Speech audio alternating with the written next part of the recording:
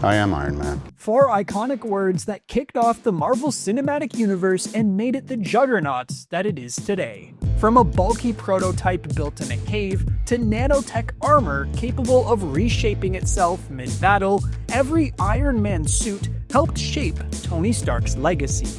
Each one carried its own purpose, technological upgrades, and sacrifices. Today, we're breaking down them all. This is every single Iron Man suit explained. Mark 1. In the first Iron Man movie, Tony Stark was able to build his very first suit in a cave with nothing more than a box of scraps. The Iron Man Mark 1 armor was born out of necessity more than anything else.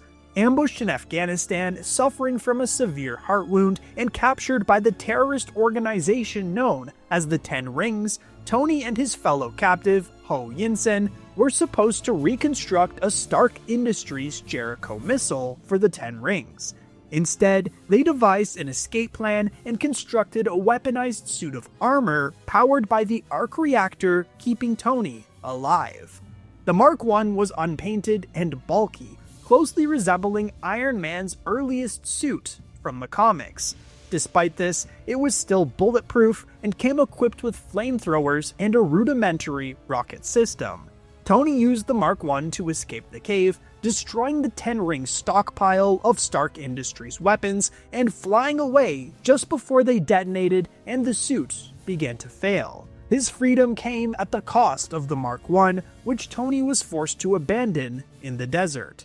Later, the Mark I's remains would be recovered by Obadiah Stane, which he would reverse engineer and use in the construction of his own suit, the Ironmonger. Mark II. Upon returning to the United States and with the full resources of Stark Industries at his disposal, Tony Stark immediately began working on the Mark II, using the Mark I schematics to begin. This is where the basis of the more sleek and iconic Iron Man design begins to take shape, as Tony began implementing features like the integration of Jarvis AI system, a heads-up display, improved rocket boots, and his iconic hand repulsor weapons. While the first test flight of the Mark II was initially a success, it also revealed a key flaw in the armor. An icing issue at high altitudes which caused it to freeze up. This caused Tony to scrap it, but that's not the end of the Mark II story. The silver suit would reappear in Iron Man 2 and would be stolen by James Rhodes, who, with the help of the US Air Force and Justin Hammer, would modify and further arm it, transforming the Mark II into the War Machine Mark I. Mark III.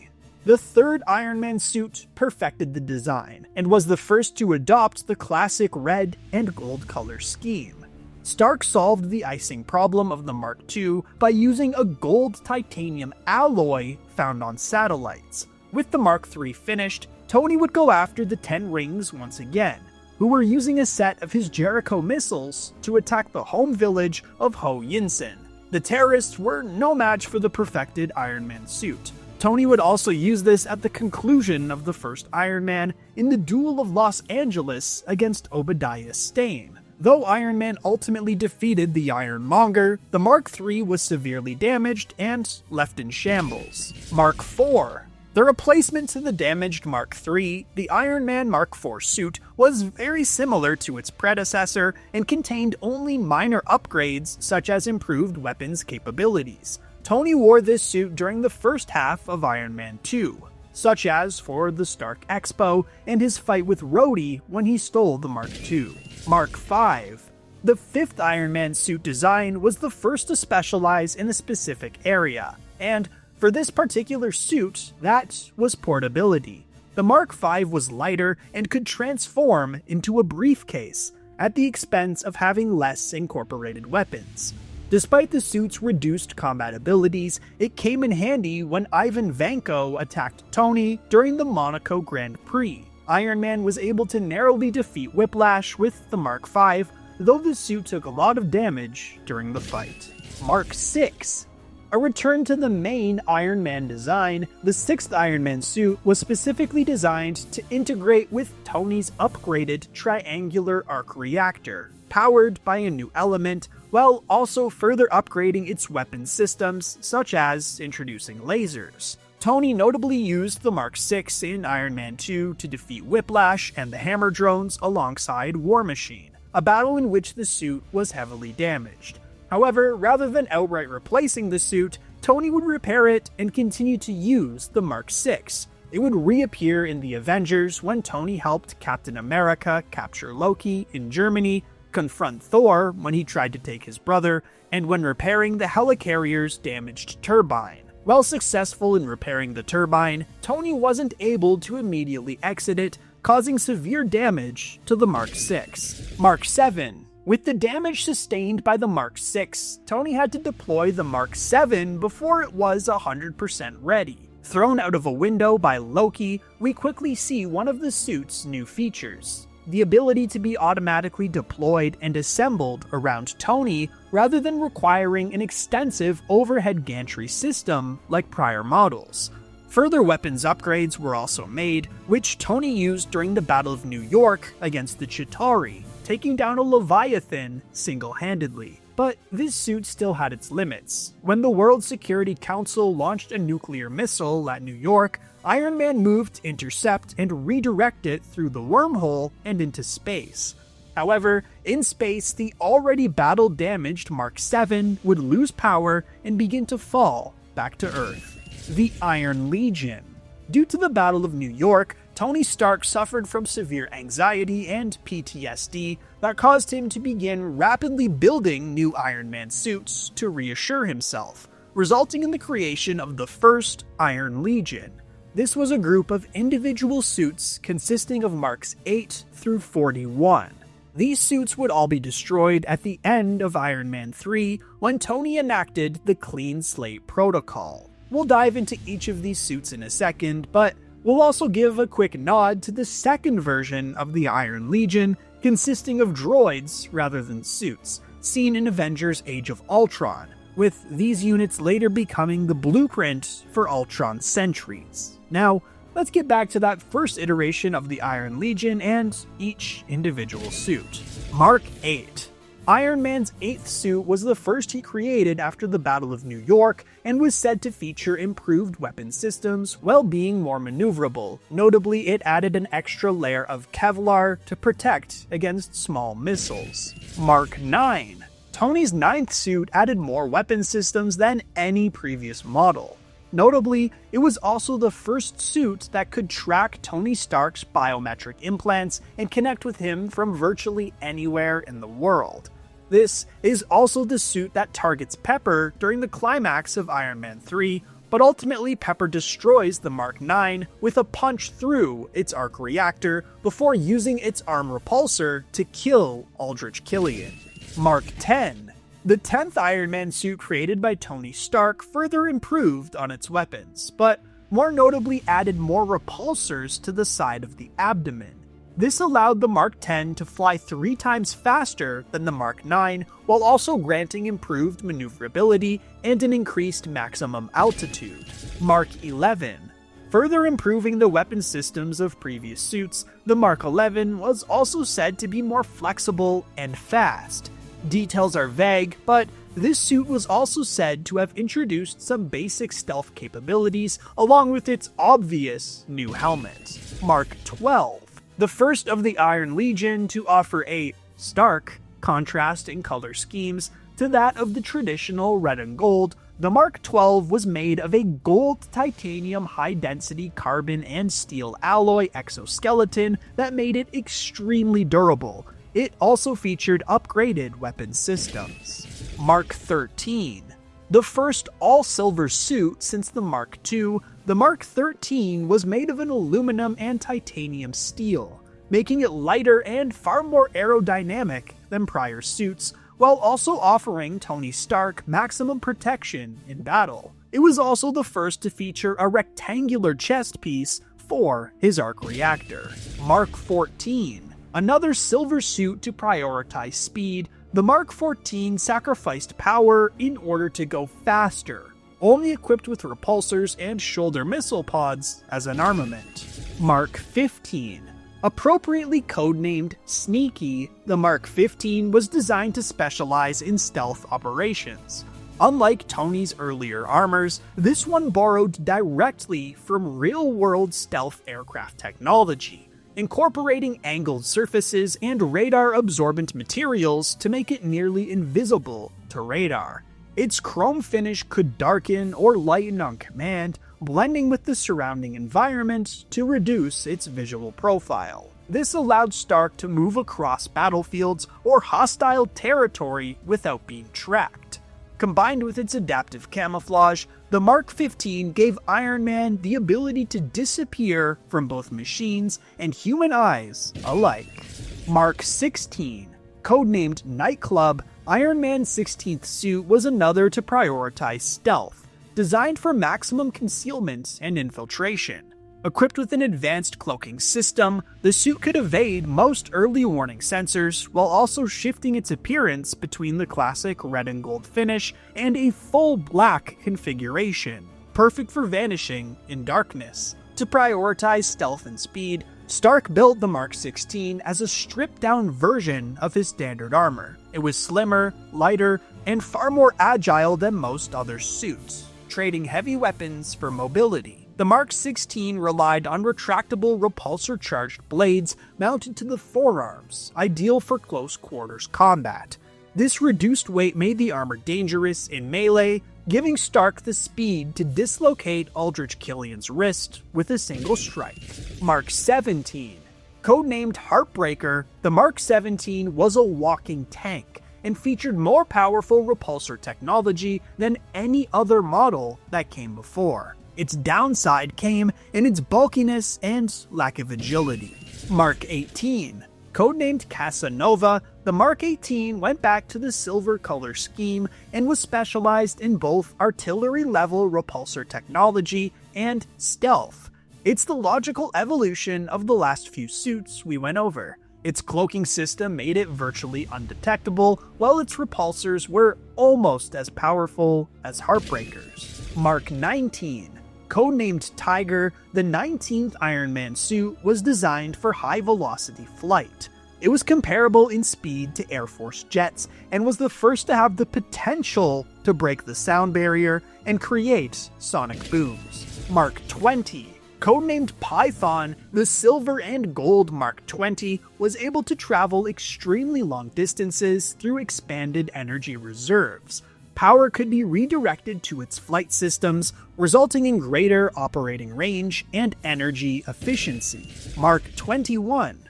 Codenamed Midas, the all-gold Mark 21 was designed for supersonic flight. Like the earlier mentioned Mark 19, this suit had the potential to create sonic booms, but both suits also had the potential of breaking apart when creating one. As such, Tony would continue developing this technology through another suit that we'll get to in a bit. Mark 22. Codenamed Hot Rod, the paint job on this one seems to have been inspired by the car collection in Tony Stark's mansion in Malibu. The Mark 22 was actually a design not invented for Tony, but rather a prototype for the War Machine Mark II suit later worn by Rhodey. Mark 23. Codenamed Shades, the camouflage Mark 23 wasn't actually designed for stealth, but rather to withstand extreme heat, not only for the wearer, but also the suit's internal systems. To achieve this, the exostructure of Shades was built using multiple layers of heat-resistant armor plating. Not built for combat, it was only armed with basic repulsors. Mark 24. Codenamed Tank, the Mark 24 was appropriately designed for use during intense combat situations. It could not only take hits, but dish them back through thicker armor, repulsor shields, and an oversized chest repulsor. Mark 25. Codenamed both Striker and Thumper, the Mark 25 was designed more for heavy construction than combat. It was equipped with large pneumatic jackhammer arms and could withstand electrical shock and extreme temperatures. Mark 26. Codenamed Gamma, the 26th Iron Man suit was another to be designed with heavy construction in mind. This primarily green suit improved on the Mark 25, also featuring jackhammer arms, but was also able to withstand gamma radiation, hence its nickname. Mark 27. Codenamed Disco, this vibrant blue and orange suit was another designed for stealth, believe it or not. It featured a special kind of stealth technology that let it function like a chameleon, changing its colors to blend in to a given environment. Mark 28. Codenamed Jack, the Mark 28 was specifically designed to protect its wearer from high levels of radiation. Its repulsors were said to be quite average compared to other suits. Mark 29. Codenamed Fiddler, the Mark 29 was another designed for heavy construction, but retained some maneuverability. It had only one jackhammer arm, allowing it to move around construction sites more easily. Its name was inspired by the fiddler crab, a species who has one claw that is much larger than the other. Mark 30. Codenamed Blue Steel, this silver and blue suit was able to run for extended periods of time without running out of power. It also featured blades hidden within its arms. Mark 31.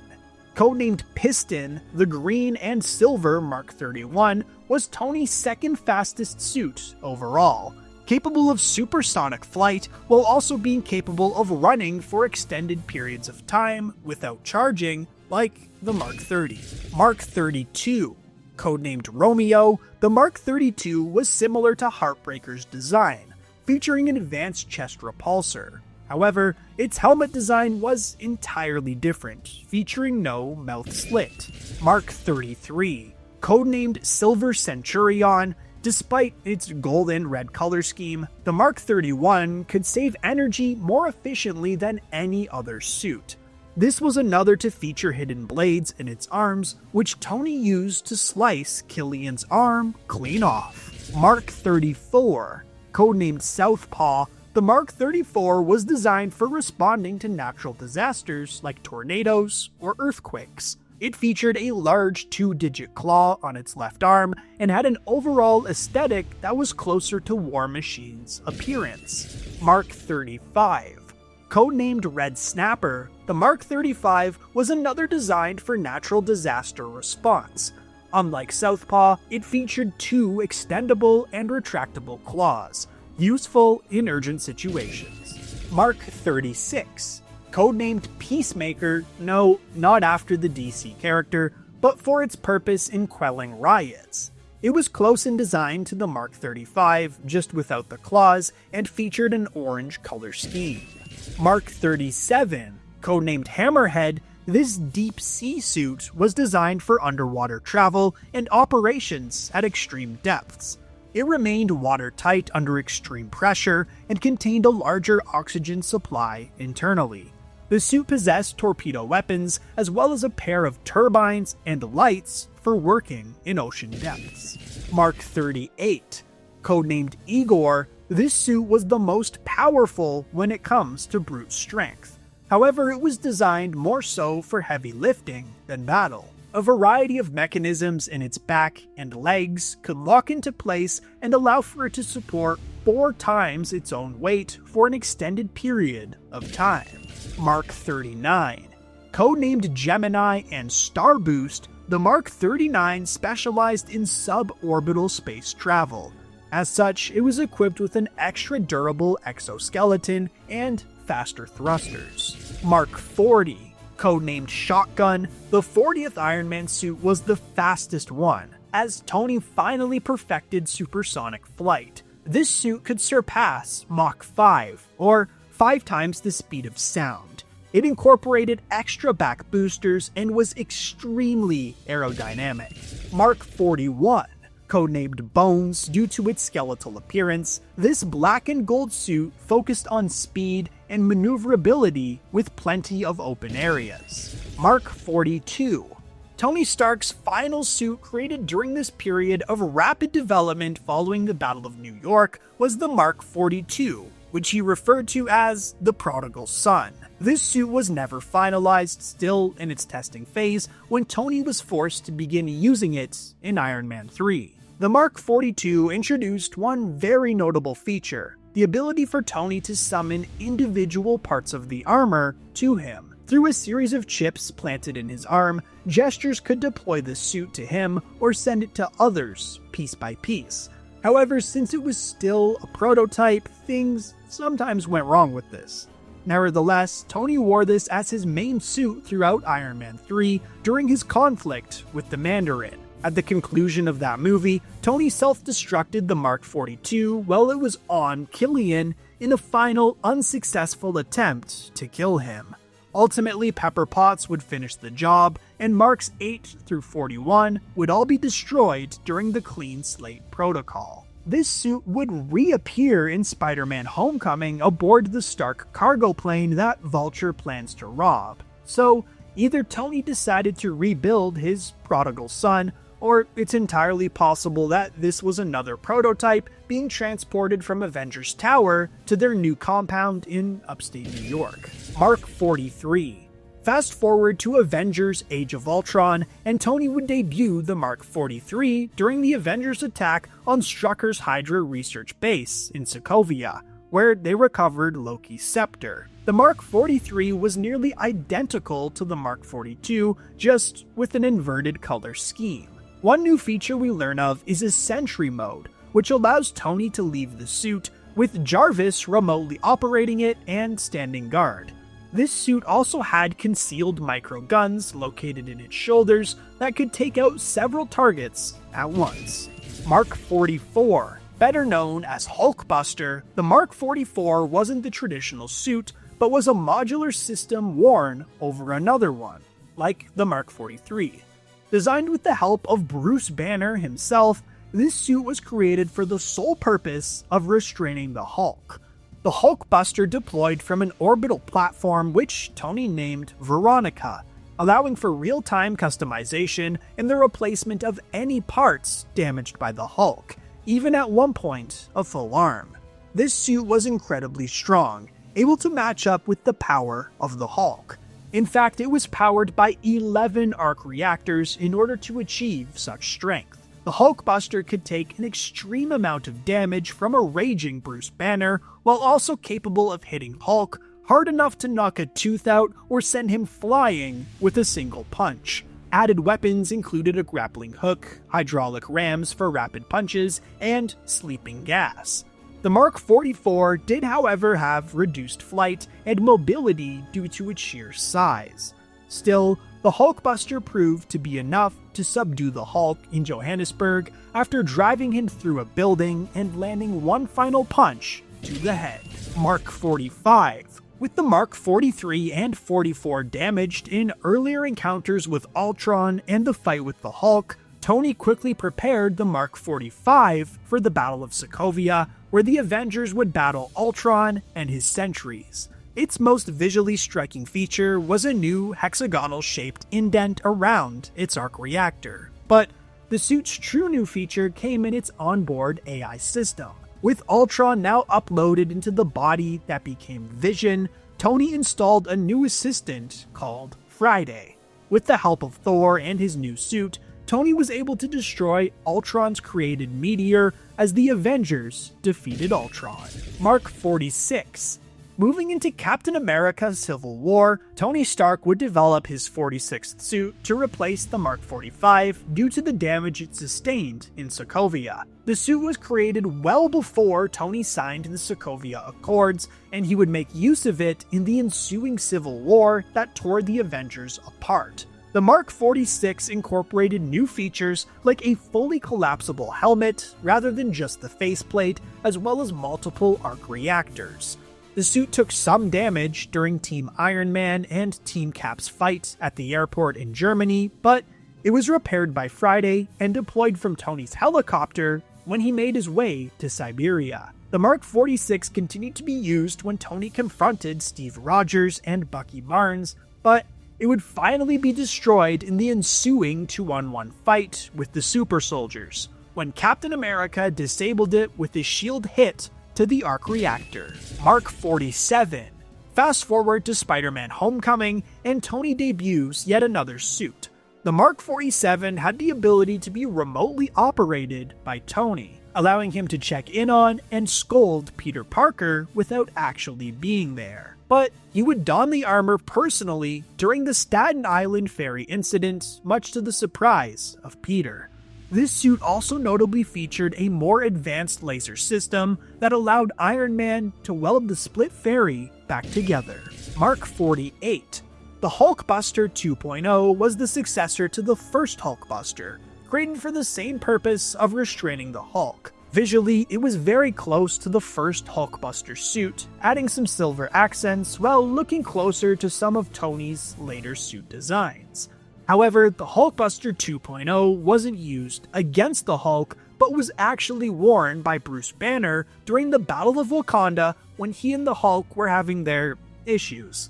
The Hulkbuster 2.0 was able to go up against the Outriders and even Call Obsidian, but it was no match for Thanos and his Infinity Stones. Mark 49. Another suit designed but not worn by Tony Stark was the Rescue Armor. This armor was created for Pepper Potts and was left in storage for several years. Eventually, Pepper would wear and use it during the Battle of Earth in Avengers Endgame. The Mark 49 had many of the same features of the next suits we're about to discuss. Mark 50. Arriving now in Avengers Infinity War, where Tony's suits would make a significant leap in capability with the implementation of nanotechnology. The entire suit was contained within a housing unit of nanoparticles, allowing for rapid deployment when necessary. The nanotech also allowed for the suit to rebuild, reshape, and redesign itself during combat, allowing Iron Man to produce and utilize different weapons in battle. The Mark 50 vastly improved power, defense, and versatility from its predecessors in every single way.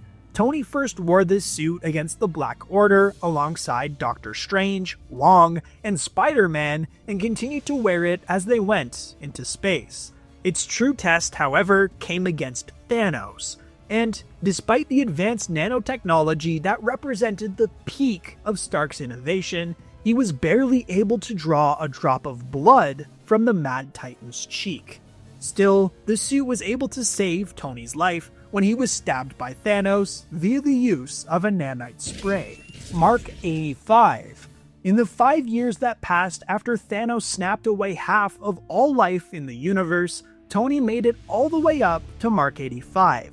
Unfortunately, we don't have any confirmation on the 35 different designs between Marks 50 and 85, though it's likely Tony continued to refine and perfect nanotechnology, while perhaps also working on the suits we see the Avengers wear during the time heist and the Iron Infinity Gauntlet. You could also probably count Peter Parker's Iron Spider armor somewhere in here too. As for the Mark 85 itself, it was incredibly similar to Mark 50, but adopted a more muscular look. An energy shield was added, seen and used to protect Stark and Hawkeye when Hulk resurrects the victims of Thanos' original snap.